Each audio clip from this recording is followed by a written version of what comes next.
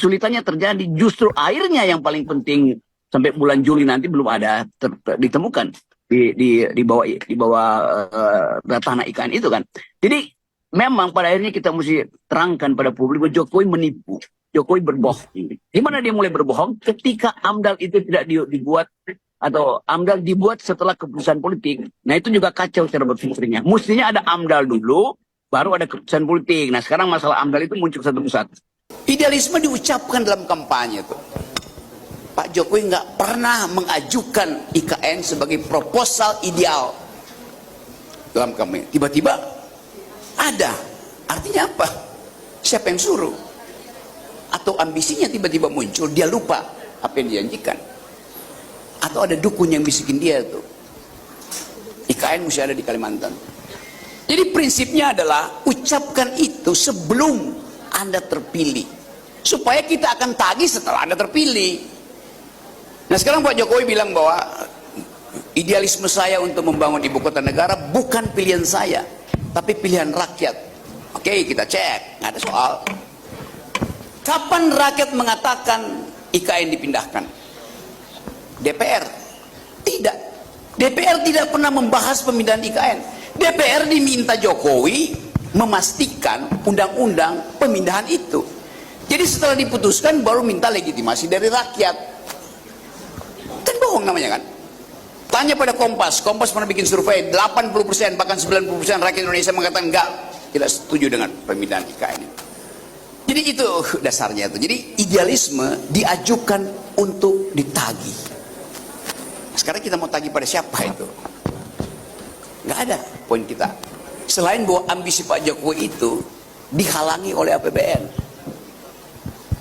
Presiden minta 145 triliun, 40 triliun tambahan buat semester depan. Yang diizinkan cuma 143 miliar. 143 miliar mau bikin apa di IKN? Ya toilet. Karena nggak mungkin itu disediakan oleh negara tuh.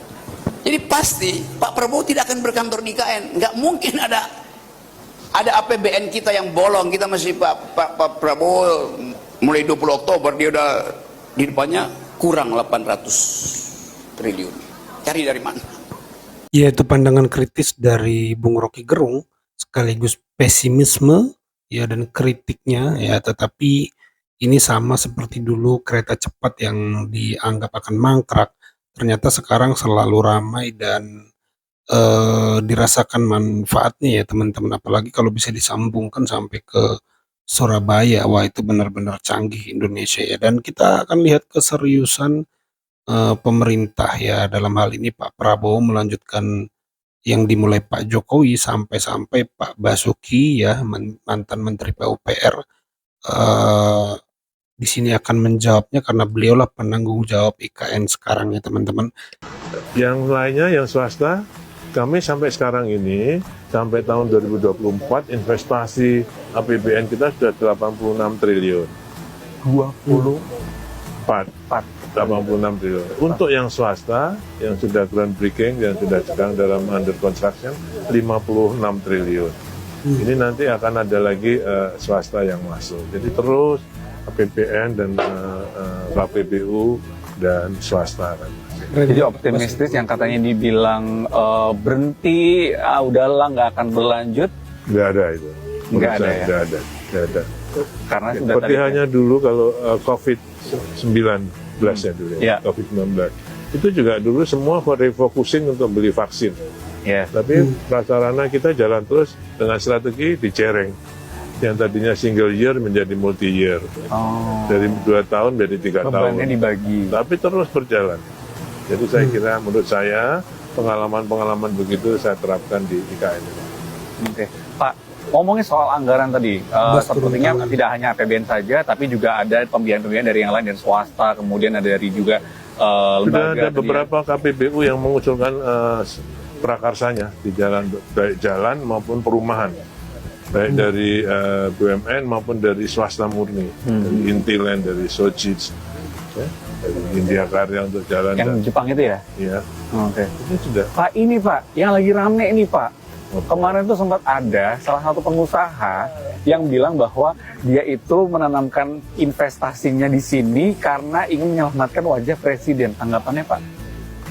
Tanya dia dong, apa maksudnya. Iya. Karena kalau orang swasta investasi, pasti dia sudah ngitung. Pasti sudah ngitung, nggak mungkin free. Bukan sekedar karena disuruh. Enggak. Pasti sudah ngitung risikonya. Kalau saya ya, itu bukan uang jutaan, miliaran itu. Bukan uang kecil. Iya, tapi pasti dia ngitung, Mas. Risikonya pasti ada. Tapi coba sekarang dengan kepastian yang begini, pasti lebih menguntungkan. Kalau nggak salah Pak Bas minta tambahan juga anggaran kan ya ke Bu Sri Mulyani.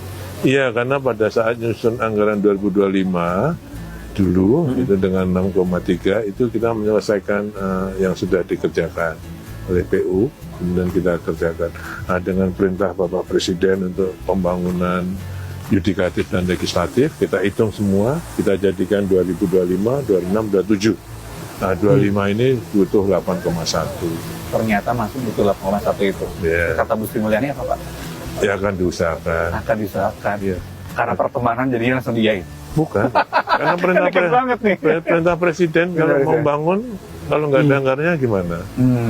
Tapi saya tahu kesulitan Bu Sri Mulyani, sehingga saya harus membantu untuk Menyiasati. mensiasati.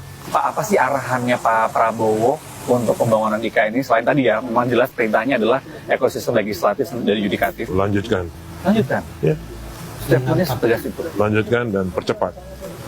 Itu perintahnya kapan disampaikannya? Waktu melantik saya, Melantik ya. nyalamin saya, Halaman itu ucap ingat gitu. perintah saya. Siap? Dan itu yang Bapak pegang. Oh iya, Pak. Kalau Saya ini birokrat. Saya ini birokrat, Pak. Jadi jadi ya, perintah atasan itu pasti saya emban betul. nanti 2028 sesuai dengan perintah Pak Prabowo, seberapa optimistis? Kalau saya, pertama 2025 ini menurut Menpan sudah akan ada tahap pertama pemindahan ASN. Tadinya mau Januari, tapi karena ada Lebaran bulan Maret, nah nanti ya daripada nanti ada kelangkaan bahan makanan ataupun transportasi kalau yang mau pulang, kita coba menurut arahannya Menpan setelah Lebaran. Sejauh ini yang akan ditinggali hunian-huniannya sudah siap? Udah, Sudah siap? udah, Rusun-rusun itu ya? iya. Sekarang saya tinggal di rusun. Oh, ini Bapak sekarang itu Tinggal di tinggalnya rusun. Di rusun, Bos.